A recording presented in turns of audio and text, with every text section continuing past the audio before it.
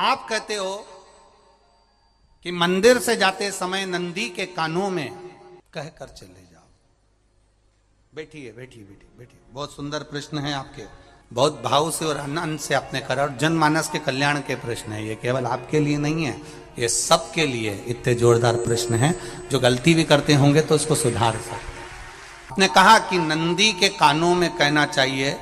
लोग हंसते हैं, कहते हैं बताओ वो नंदी के कानों में भगवान को कहना चाहिए।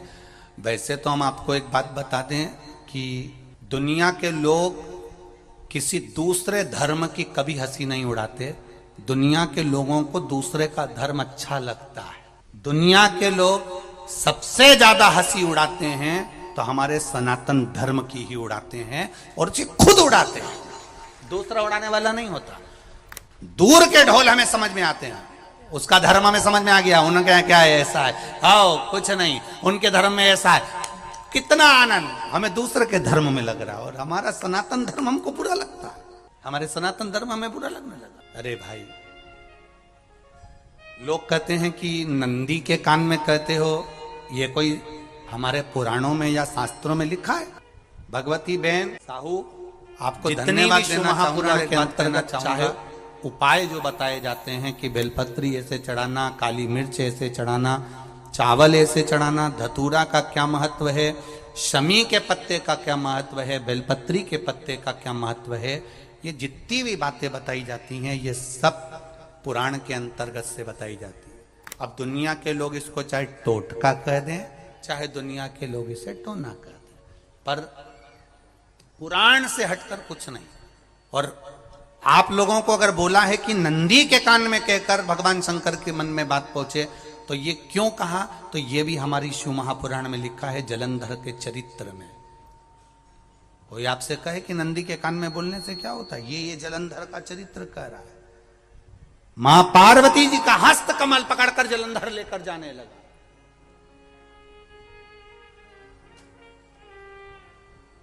वृंदा का पति लेकर जा रहा। वृंदा तो भगवान की भक्ति में लीन रहती थी, उसको तो जलंधर को सबसे ज्यादा तकलीफ थी नारायण से, पर शिव के पास आ गया, क्योंकि ईर्षा प्रवृत्ति अभी कथा में कहा, कोई कोई ऐसा होता है जिसको तुमसे बेर नहीं होता तो भी अंदर से ईर्षा जाग जाती है। कोई कोई ऐसा होगा जिसको अंदर से ईर्षा जागती है, अपने आप अंदर से ईर्षा जागती है, उसका कोई बेर नहीं, और ईर्षा जाग रही, भीतर से ईर्षा जागा। ना आप उससे मिले हो, ना कभी वो आप उसके सामने बैठे हो। कई लोग किसी ना किसी की बुराई करते हैं तो हम लोग पूछ भी लेते हैं, क्यों साहब उनसे मिलकर आए हो क्या तुम? कभी नहीं मिल किया, कभी उनका सामना हुआ नहीं हुआ, तो फिर बुराई क्यों कर रहा? एक ने कर दी थी इसलिए हमारे ध्यान में था तो हमने भी कर दी। लो, वो कुआं में डूब के मरेगा तो तू भी मरेगा का? नहीं। नंदी सामने बैठा है, गणेश जी को मालूम पड़ गया, कार्तिकेय को मालूम पड़ गया, मां पार्वती जी का हस्त कमल जलंधर ने पकड़ लिया और लेकर चला। मालूम पड़ गया, तब नहीं रहा गया। गणेश जी को क्रोध आ गया और गणेश जी महाराज आए, शिव जी को जगाने लगे, पिताजी पिताजी पिताजी कर कर जगाया, उठो पिताजी, पिताजी उठिए, पिताजी जागिए, पिता को जगा रहे हैं। भगवान शंकर नहीं उठे, तप में लीन थे। क्या करें हम? जलंधर के पास में इतना बल है, इतना बल है, और पिता की आज्ञा नहीं होगी तो हम कैसे मार देंगे इसको? मारने को तो मार दें। मां ने आज्ञा करी थी कि जलंधर उसको तारकासुर को मार दो, तो कार्तिकेय ने तारकासुर को मार दिया। शिव जी की आज्ञा नहीं तो हम इसको कैसे मारें?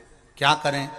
सब कुछ गणेश जी ने देख लिया, शंकर जी के ऊपर बहुत बहुत बहुत बहुत प्रार्थना कर कर देख ली, पर शंकर जी नहीं जागे। तब आखिरी में विनायक ने, गणेश ने जितनी लोग आस्था चैनल पर कथा सुन रहे हैं, जितने लोग फेसबुक यूट्यूब पर कथा सुन रहे हैं, इस बात को याद रखना कि नंदी के कान में कहने से क्या होता है वो ये इस कथा से सीख लेना। आखिरी में गणेश जी को लगा किसको कहूं, शंकर जी भी तप में हैं, नंदी भी तप में हैं, मैं किसको कहूं। शिव जी को कह के कर थक गया, पिताजी को बोल बोल कर थक गया, पिताजी जागते नहीं। अब मैं किसको कहूं ये बात, किससे कहूं।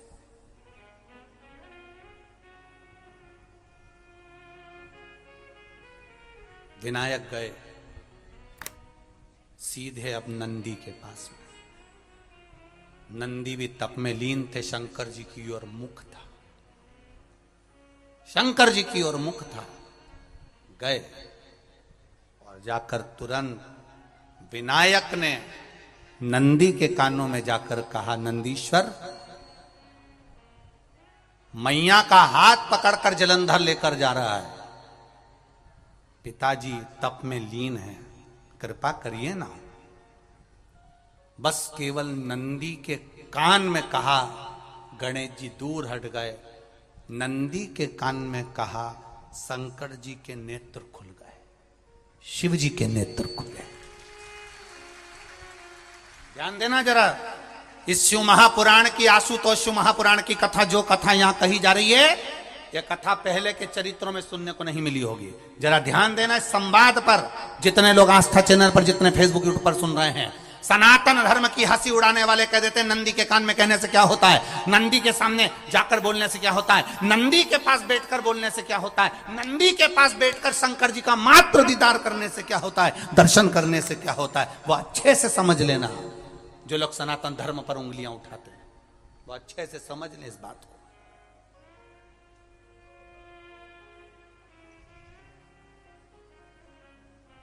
क्या होता है, नंदी तप में लीन, शिवजी तप में लीन, शिव नहीं उठ रहे। विनायक ने नंदी के कानों में जाकर कह दिया, नंदी के कान में जाकर कहा, नंदी के नेत्र नहीं खुले। नेत्र किसके खुले, जम के बोलो, महादेव के खुले, शिव जी के खुले। ये मन का तार, नंदी शंकर की आराधना कर रहे थे, शिव अपनी भक्ति में डूबे थे। यहां कहा, यहां पहुंचा, जो दिल में था उस तक बात पहुंच गई। नंदी के दिल में शिव थे, तुम कहे, नंदी ने शंकर तक बात पहुंचा दी। वो सूत्र जो बंधा था दिल से दिल तक का, वो पहुंच गया। वो सूत्र जो दिल से दिल तक बंधा हुआ था, मन से बंधा हुआ था, खबर वहां तक पहुंच गई, खबर पहुंच गई।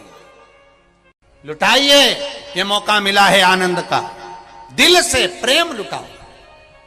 नंदी से कहा, नंदी ने देवादिदेव महादेव से नहीं कहा, केवल नंदी आंख बंद कर कर बैठे थे। कहते से ही भगवान गणेश के शब्द शिव जी तक पहुंच गए, शिव जी के नेत्र खुल गए और उन्होंने जलंधर के पास पहुंचकर पार्वती जी का हस्त कमल छुड़वाया। जरा विचार करिएगा, आप नंदी से कहते हो मेरे महादेव तक बात पहुंच जाती है, आपको केवल नंदी से प्रेम से कहना है, नंदीश्वर मेरे बाबा, ए मेरे बाबा, आप रोज शिव जी को लेकर भ्रमण पर निकलते हो, मुझे बहुत दुख है, आप मेरे दुख को मिटाने के लिए मेरे दरवाजे पर क्यों नहीं आते। नंदीश्वर से कहा, शिव जी तक बात पहुंच जाएगी, शंकर के नेत्र आपके लिए खुल जाएंगे और महादेव आपके यहां खड़ा मिलेगा, मेरा महादेव आपके पास में खड़ा मिलेगा। आशुतोष शिव महापुराण की कथा कहती है, लोग कहते हैं नंदी को कहने से क्या होता है, ये शिव पुराण कह रही है, कहा वहां तक पहुंचा, दिल से दिल का कांटेक्ट। हम कई बार कहे आपको, आप लोगों ने सुना होगा शिव महापुराण में कि बहुत दुख हो जिंदगी का, बहुत दुख तकलीफ, जैसे वो बहन ने लिखा, मेरे कर्जे में लदालुम हो गई, तकलीफ बढ़ गई, शरीर का रोग था, 15-20 साल हो गए, आराम नहीं, बेटे भी व्यसन में डूबने लगे, क्योंकि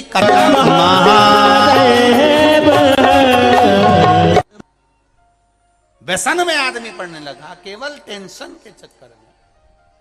और आखिरी में हुआ क्या, शिव तत्व को जाना। आपसे भी निवेदन है, जब दुख की घड़ी अपार हो, समस्या बड़ी हो, बहुत तकलीफ हो, बहुत कष्ट हो, एक लोटा जल जब महादेव को चढ़ाने के लिए जाओ, चढ़ाकर 2 क्षण मंदिर के अंदर नंदी के पास 2 क्षण बैठकर मेरे महादेव को निहारना, अपने दिल की बात उसके पास में बैठकर नहीं भी कहोगे ना, तो नंदी के पास मात्र बैठ भी गए, उस नंदीश्वर के पास मात्र बैठ गए, तो वो तुम्हारे दिल की बात समझ जाएगा। तकलीफ बढ़ गई ना, कोई बात नहीं, दवाई खाओ, डॉक्टर को दिखाओ, पर एक बार उस जल को शिव जी पे चढ़ाओ। चढ़ाकर जल लेकर जब घर जा रहे हो, 2 क्षण मेरे नंदीश्वर के पास में बैठ जाओ, नी भी कुछ कहना है मत कहो, एक बार उसके करीब में बैठकर दिल से मन से मेरे महादेव से जो कहना चाहती हो बस मन में भी धर लिया, तो मेरे नंदी ने सुनकर वो महादेव से कह दिया, दुनिया का सबसे ज्यादा तप करने वाला, समाधि में लगने वाला, साधना करने वाला, व्रत करने वाला, उपवास करने वाला, तप साधना में लीन होने वाला कोई है तो वो नंदीश्वर है, जो शिव जी के सामने बैठकर उनके सामने हमेशा सामने मुख कर कर तप में लीन रहे। कितने लोग हैं जो भगवान नंदी के कानों में कुछ कहकर आते हैं?